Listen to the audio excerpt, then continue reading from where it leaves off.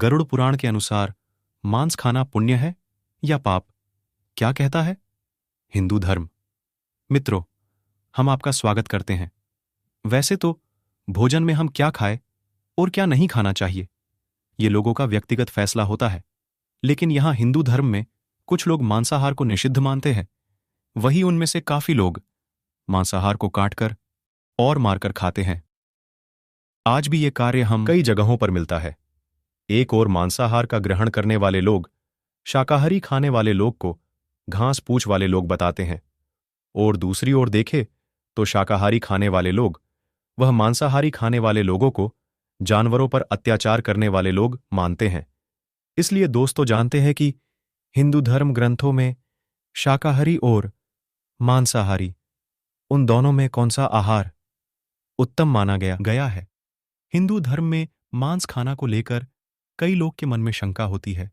इसका कारण कुछ लोगों के मन में वेदों के विषय कुछ प्रकार की शंका पैदा होती है, जिनके वजह से वह समझते हैं कि वेदों में मांसाहार का विधान लिखा गया हुआ है। लेकिन मित्रों, ये आपका भ्रम है। मांस खाना पुण्य है या पाप, जानिए। वेद और पुराण हिंदू धर्म के मुखी ग्रंथ है, जिसमें वेदों का सार उपनिषद है और उपनिषदों का सार श्रीमद् भागवत गीता है। वेदों में पशु हत्या पाप माना गया है और मांस खाने के संबंध में स्पष्ट किया गया है कि मांस नहीं खाना है। इतना ही, बल्कि कुछ प्राणियों के मांस खाने का उपचार भी उसमें लिखा गया है। यजुर्वेद में कहा गया है कि मनुष्य को परमात्मा को सभी गई रचनाओं से मनुष्य को अपने आत्मा समान मानना चाहिए। जैसे पाना चाहते हैं वैसे ही दूसरों का हित करना चाहिए। और जिस तरह आप अपना बहुत अच्छी तरह से आप अपना ख्याल रख पाते हो, वैसा ही हमें दूसरे प्राणी और जीव जंतु का ख्याल रखना चाहिए।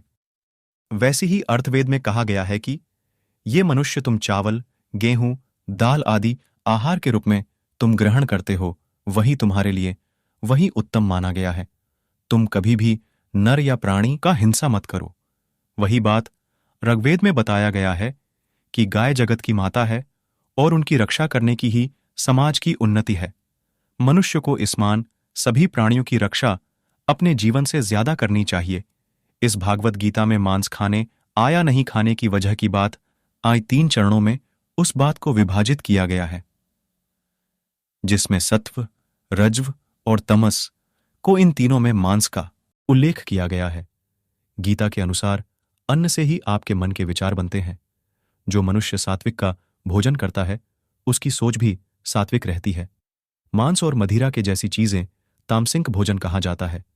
इस तरह का भोजन करने वाले लोग अक्सर कुकर्म, रोगी, एक दर्दी की तरह रहना, दुखी और सदैव के लिए आलसी बन जाते हैं।